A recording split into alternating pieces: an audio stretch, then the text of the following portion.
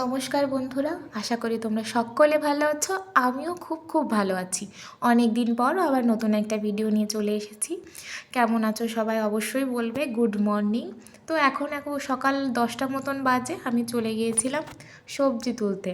তাজা সবজি অনেক দিন পর পেলাম, না তুলে থাকা যায় বলো। এখানে আমার পিসিরা একটু জমিতে লাগিয়েছে সব সবজি, মানে সব রকম সবজি, শীতকালীন যত সবজি আছে তার ভিতরে এই সিম সবজিটার ফলন অনেক হয়েছে।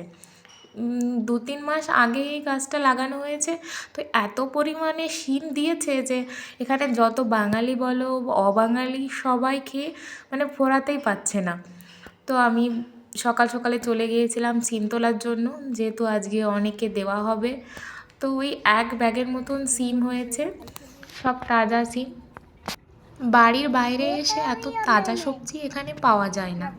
নিজেদের জমি থাকে, নিজেরা যদি লাগায় তাহলে একটু তাজা সবজি খাওয়া যায়।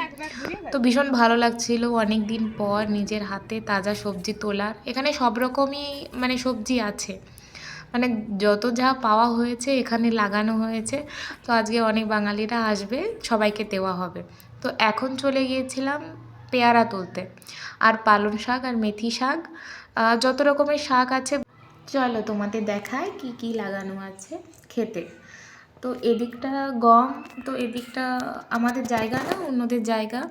তো এই সাইডে লাগানো আছে মূলা শাক, পালং শাক, মেথি শাক আর পেঁয়াজ কলি। তো এত সুন্দর শাক, মানে দেখেই মাথা খারাপ হয়ে যায়। আমরা অল্প অল্প কিনে খাই, তাও মানে ভালো হয় না জিনিসটা। আর নিজের হাতে বানানো, নিজেদের লাগানো কতই না ভালো হয় খেতে বলো।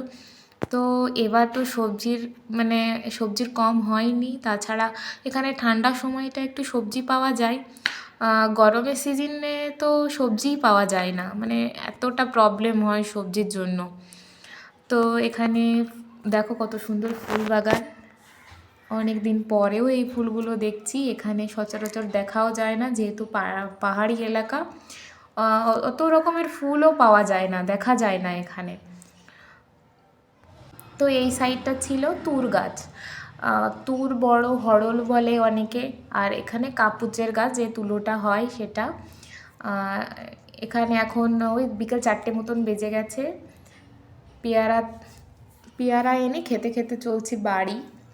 তো বাড়ির থেকে এসে আবার আসবো, জমিতে যাব ভেতো শাক তুলতে। আর এখানে দেওয়া হচ্ছে জমিতে ভোগ। নতুন কোনো ফসল ফলানোর আগে এখানে জমিতে নাকি ভোগ দেওয়া হয়, যাতে ফসলগুলো ভালো হয়।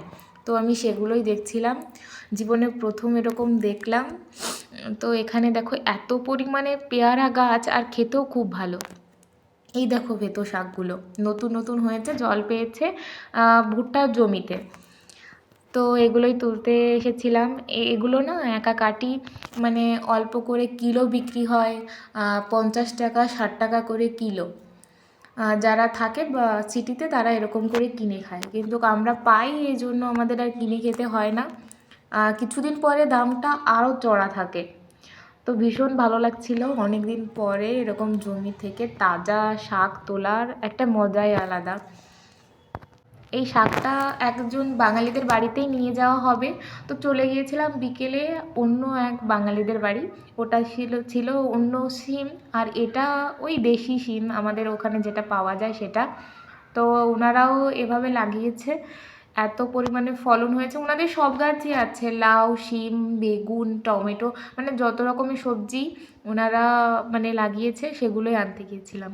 তো সন্ধ্যার দিকে না, তার পরের দিনে ছিল একটা বিয়ে, মুসলমান ব্রাইড ছিল, পিসিদের ঘরেই সাজানো হয়েছিল, মানে বাড়ির সাইডে। তো এই মুসলমানরা এত ভালো, মানে এত ভালো, এনাদের উপরে মানে ভালো মানুষ হয় না। আমাদের সাথে হর মানে প্রোগ্রাম বা তেবার পুজোর অনুষ্ঠান বলো এরা বানায়। তো এদের দেখে কেউ বুঝতেও পারবে না যে এরা আদতে মুসলমান। আমার জীবনের আরও আর একটা অভিজ্ঞতা, এত বড় তো থালিতে মানে ফার্স্ট টাইম 3-4 জনে মিলে খাওয়া, এর আগে কখনো খাইনি। তো চলে এসেছে এখানে বরযাত্রী। আজকের ভিডিও তাহলে এই অবধি। সবাই ভালো থেকো, সুস্থ থেকো, টাটা।